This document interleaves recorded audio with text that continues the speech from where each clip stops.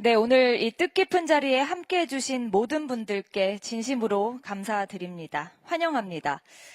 노동이 존중받는 나라, 함께 만드는 상생의 미래, 전국 민주노동조합 총연맹 초청 간담회를 본격적으로 시작하겠습니다.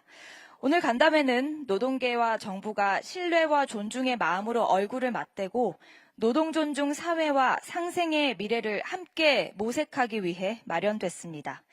그럼 먼저 대통령님의 모두 말씀이 있겠습니다. 네, 민주노총 관계자 여러분, 이렇게 만나게 돼서 참으로 반갑습니다. 여러분들 별로 안 바꿔온 거예요? 많이 어려우시죠? 이게 지금 일반적으로도 어려운 상황인데 지금 중동 전쟁 때문에 또 상황이 점점 악화되고 있는 것 같습니다. 우리 국민주권정부는 노동 존중 사회를 위한 나름의 정책적 노력을 최선을 다하고 있습니다. 그런데 아마 노동계에서 보기에는 많이 부족할 거예요. 근데 국정이라고 하는 게 노동계만을 대표할 수도 없고 그렇다고 또 산업계만을 대표할 수도 없는 거죠. 경영계만을 위할 수도 없고 저희는 양자를 적절하게 잘 조정해서 노동도 존중되고 또 산업 경제 발전도 또 추진해야 될 그런 입장에 있습니다. 좀 부족하긴 하지만 그래도 노동조합법 개정이나 또 노동절 명칭 복원, 공휴일 지정 같은 제도적 성과도 있습니다. 또 한편으로 우리 노동부 장관도 있지만 산업 현장에서 일터에서 노동자들이 죽어가는 그런 산업재해 사망자를 줄이기 위해서 최선을 다하고는 있는데 가시적 성과가 그렇게 빨리 나지는 않습니다만 최근에 보니까 조금씩 성과들이 나는 것 같아요. 어쨌든 일하러 갔다가 일터에서 죽어가는 살기 위해서 노력하다가 죽음을 맞는 그런 일은 최소화될 수 있도록 노력하겠습니다. 산업재해를 줄이는 문제는 우리가 제도적으로 노력도 하고 정책적으로 노력도 하지만 노동계에서의 참여도 중요한 것 같아요. 그 산업 현장의 안전시설 미비나 안전조치 부족 문제는 정부의 단속만으로는 어려워서 노동계도 그 단속이나 사전 관리에 좀 많이 참여해 주면 좋겠습니다. 물론 거기에 인력이 소요될 수 있는데 거기는 저 노동부에 전에 얘기한 것처럼 일종의 일부 비용을 우리가 지원하는 방법도 있을 것 같고요. 감시원들을 노동계에서 충원하는 방법도 있을 것 같습니다. 완전히 더 지킴이 요청하고 있습니다. 그래요. 하여튼 규모를 좀 늘리면 좋겠고요. 특히 소규모 산업 현장에서 산업재해가 줄어들지 않고 있는 게 문제인데 정부로서도 가능한 방법이 뭔지를 잘 찾아보겠습니다. 또 현장에서의 임금 격차 문제나 고용 안정성의 문제도 사실 매우 심각하죠. 근데 제가 노동계에 좀 부탁드리고 싶은 거는 이런 겁니다. 사실 우리가 아주 오랫동안 성장 드라이브 정책을 취해오면서 노동계에 대한 노동자에 대한 탄압이 일상화된 측면이 있어요. 그게 이제 아주 오랜 시간 동안 계속되다 보니까 노동계에는 아마도 그 일종의 트라우마 같은 게 있어서 어떤 실용적인 정책 같은 데에 대해서도 본능적인 반감이 있을 수 있습니다. 저는 충분히 이해합니다. 또 한편으로 보면 예를 들면 이런 거죠. 어떤 노동자를 보호하기 위한 정책이 전국적으로는 노동자들에게 전체적으로 오히려 피해를 끼치는 경우가 있어요. 저는 2년 노동계약 2년이 지나면 정규직 해야 된다. 이런 법조항이 형식으로 보면 아주 그렇다고 좋은데 현실로는 고용하는 측이 2년 11개월 딱 잘라가지고 절대로 2년 넘게 계약을 안 하죠. 바보가 아닌 다음에. 그러니까 예를 들면 한 4, 5년, 5년, 10년 쓸 부분도 2년 11개월 쓰고 잠깐 쉬었다가 다시 또 2년 11개월 계약하고 그것도 너무 근접하면은 문제가 될 수 있으니까 그 텀을 많이 길게 두니까 오히려 실업을 강제하는 측면들도 있어요. 이런 문제를 어떻게 실용적으로 해결할지도 고민을 좀 했으면 좋겠습니다. 어제도 제가 그 말씀 드렸는데 노동에 대한 보상이라고 하는 게 정상적이라 해야 되는데 예를 들면 불리한 조건에 있는 사람을 더 불리하게 만들어가지고 노동 양극화를 심화시키는 측면이 있거든요. 대표적인 게 똑같은 일을 하는데 정규직에 비해서 비정규직을 훨씬 더 적게 주는 게 상식처럼 받아들여지고 있어요. 제가 어제 그 얘기를 하고 났더니 그 기사 댓글에 보니까 아니 그 정규직 된 사람들 힘들게 정규직 됐는데 왜 비정규직하고 똑같이 취급을 받아야 돼? 더 많이 받아야지. 뭐 이런 주장도 있어요. 그게 근본적으로 좀 생각이 다른 거죠. 그게 좋게 얘기하면 능력주의라고 할 수 있는데 아니 똑같은 노동을 했는데 누군가를 선발을 해가지고 더 많은 혜택을 주고 그 선발되지 못한 거는 훨씬 불이익을 주고 이게 이상하잖아요. 이게 근본적인 문제인데 이제 그 측면 선발돼서 좋은 자리를 차지했으면 좋은 대우를 받아야 된다. 저는 이게 상당히 큰 왜곡이라고 생각합니다. 하여튼 비정규직이라는 이유로 똑같은 일하고도 덜 받고 또 비정규의 기간이 짧을수록 더 적게 받아요. 예를 들어 알바는 더 싸게. 이게 완전 반대로 돼야 되거든요. 선진국들은 되게 그렇지 않잖아요. 근데 이게 이제 노동의 양극화를 강제하는 측면들이 있습니다. 이런 것들도 저는 끊임없는 대화를 통해서 그게 상식적으로 그렇게 하면 안 되지라고 하는 국민적 공감을 만들어야 된다고 생각해요. 지금까지 우리는 대화를 잘 안 했습니다. 그냥 싸웠죠. 싸우니까 편이 갈려가지고 서로 일방적인 주장만 하고 개선은 안 되고 대립과 갈등은 격화되는 문제라고 발생합니다. 터놓고 얘기해야죠. 화나고 뭐 그러더라도 얘기해서 팩트에 기반해서 상식적인 결론은 서로 내주고 이해관계가 달라서 합의할 수 없는 건 또 그런 거 싸워야 되겠죠. 또 그러려면 저는 이 대화를 일상적으로 공식적으로 하는 것도 필요하겠다. 저는 민주노총이 그 사회적 대화 기구에서 아주 탈퇴한 지 오래됐죠. 뭐 이해합니다. 갔더니 뭐 이용만 당하고 말도 못하게 해놓고는 형식적으로 회의 몇 번 하고는 막 마치 대화를 엄청 한 것처럼 일방적으로 결정해서 다수결 해놓고 그러니까 화나죠. 그거 가서 그냥 그야말로 들러리 그러니까 화나죠. 그러니까 안 하는 게 차라리 낫겠다. 뭐 그 점도 이해해요. 근데 최소한 우리 정부 안에서는 좀 그러지 않았으면 좋겠다는 게 제 생각입니다. 정부는 아직도 여전히 믿기 어려워서 국회의 사회적 대화에 참여하시는 것 같아요. 나를 못 믿어서 그런가. 아니면 어차피 이재명 대통령도 잠시 있다가 떠날 거니까 어차피 정부의 본질은 변하지 않는다 그렇게 생각해서 그런지 모르겠는데 근데 국회도 마찬가지예요. 국회는 오히려 더 빨리 굴지도 몰라. 어쨌든 신뢰라고 하는 게 필요하겠죠. 또 신뢰라고 하는 게 쉽게 생기지는 않습니다. 신뢰도 자산이라고 하는데 그 많이 인출해가지고 쉽게 말해서 평소에 많이 훼손되면 믿을 만한 일도 못 믿게 되죠. 그게 우리 사회가 싸우고 업보라는 생각이 듭니다. 또 한편으로는 어쩔 수 없는 측면이 있었을지도 몰라요. 예를 들면 절대 빈곤을 벗어나는 게 급선무이다 보니까 일단 좀 참자, 견뎌라.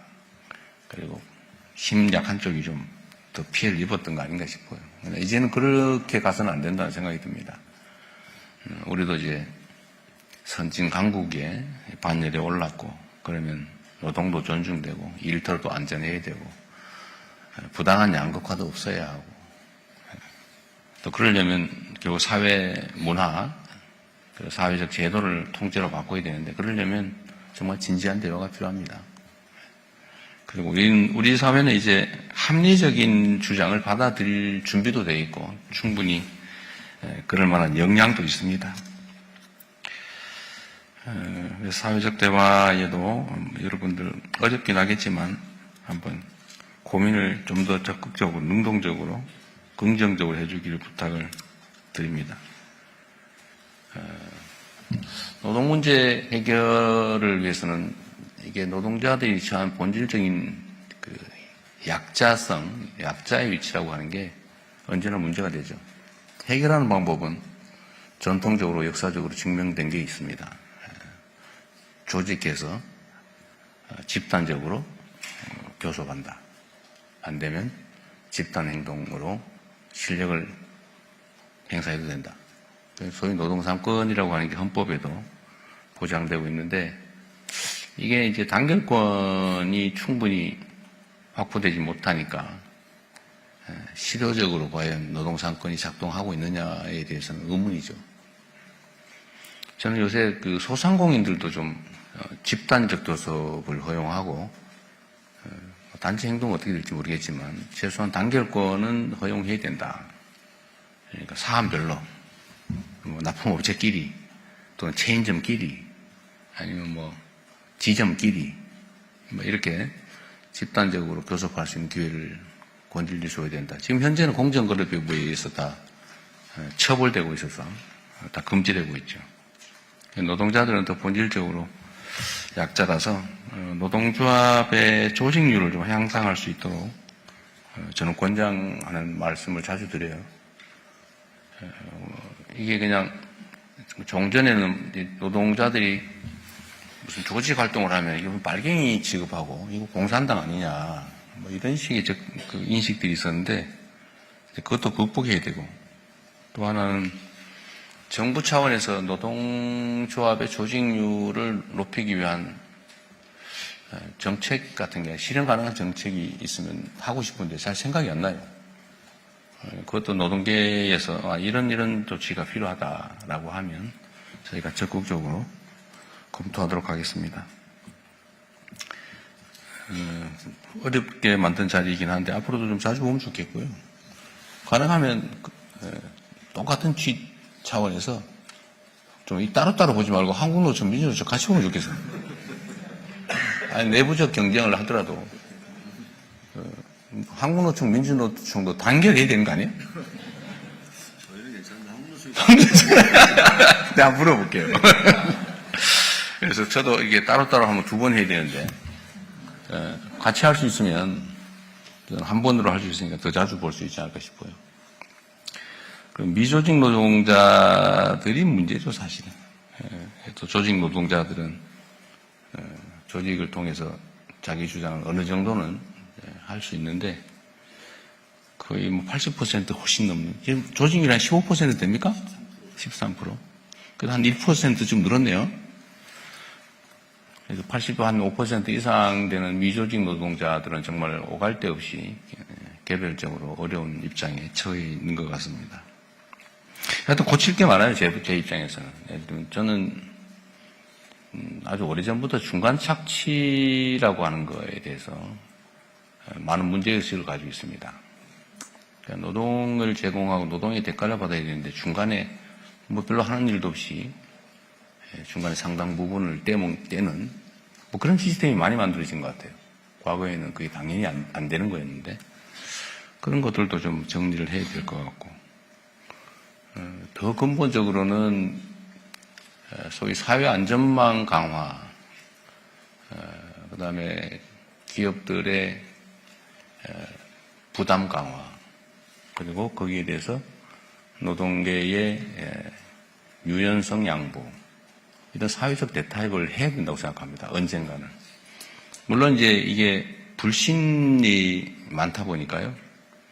그러면 우리는 어떡하란 말이냐. 그래서 조직 노동자들 입장, 특히 대기업 정규직 이건 조직이 잘 되어 있는 편이죠. 거기는 단단하게 뭉쳐서 뭐 권리 확보를 잘 해나가고 잘 지키고 있긴 한데 그러다 보니까 사용자 입장에서는 이제는 정규직은 절대 안 뽑는다가 아주 당연한 상식이 돼버렸어요. 그러니까 이 기존에 조직된 노동자들 정규직 입장에서는 확실하게 자기 위치를 찾겠지만 그분들의 자녀들, 다음 세대들은 정규직의 자리를 결코 누릴 수가 없겠죠. 와서 오직 답답하면 일부 노조에서 새로 뽑을 때는 노조원 동의받아 뽑아라. 이런 거 하는데 아예 안 뽑는데 어떡할 거예요. 그래서 일정수 고용 규모를 유지해라. 이런 투쟁도 하는 것 같더라고요. 근데 그게 되겠습니까, 그게? 결국은, 노동자들의 전체적인 처우 개선, 위상 강화를 위한 일들이 결국은 궁극적으로는, 노동자들의 처우나 위상을 약화시키는 결과가 되는 것 같습니다. 근데 이 얘기를 하려고 그러니까 자기한테 불리한 측면이 딱 떠오르는 거예요. 절대로 그 얘기 말도 꺼내면 안 된다. 그런 생각들도 있어요. 저는 이제 말을 꺼내는 편인데, 누군가 얘기해야 되지 않습니까? 그리고 신뢰를 쌓아야죠. 지금은 해고되면 너무나 불이익한 아주 위험한 상황에 처하니까 실제로 양보하기 어렵고, 그러니까 사용자들은 절대 정규직 안 뽑고, 웬만하면 다 하다못해 사내에 하청 또는 이렇게 파견 근로 이런 희한한 방법들을 다 동원해가지고 심지어 1년 11개월만 쓰고 온갖 그 꼼수 이게 다 작동을 하는 것 같습니다. 그래서 이거를 단기간에는 저는 쉽지는 않을 거라고 봐요. 그러나 정부가 확실하게 중심을 잡고 책임을 져주고 정말로 진지한 대화를 통해서 서로의 상황을 확인하고 양보하는 만큼 얻을 수 있게. 제가 기업 쪽에도 얘기를 해보니까 그래요. 자기들은 추가의 부담을 할 생각이 있다. 고용 유연성을 확보할 수 있다면 생산성이 올라가고 자기들은 경영상 좋아지는 점이 있으니까 양보할 수 있지만 노동계가 하겠냐? 절대로 안 하겠지. 이렇게 얘기를 해요. 노동계 입장에서 또 당연하겠죠. 그거 어떻게 믿냐? 그것도 이해하죠. 정부가 책임을 사실 이때까지 안 졌으니까요. 결국 주요 주체인 경영, 노동, 정부 얘기는 정말로 진지한 대화를 해야 됩니다. 여러분도 대통령이라는 사람이 또 우리 또 괴롭히려고 그러는 거 아니냐 하는 생각을 할 수 있는데 저는 그럴 생각은 없어요. 저는 국가 발전에서 저는 경제 성장과 발전도 정말로 중요하거든요. 그러나 그 과정에서 누군가 피해를 봐서도 안 되고 또 누군가가 그걸 독점해서도 안 되고 그러려면 다 손잡고 가야 됩니다. 그래서 제가 일종의 도박을 했는데 보통 옛날에 노동부 하면 노동탄압부라고 그랬잖아요. 실제로 그랬어요.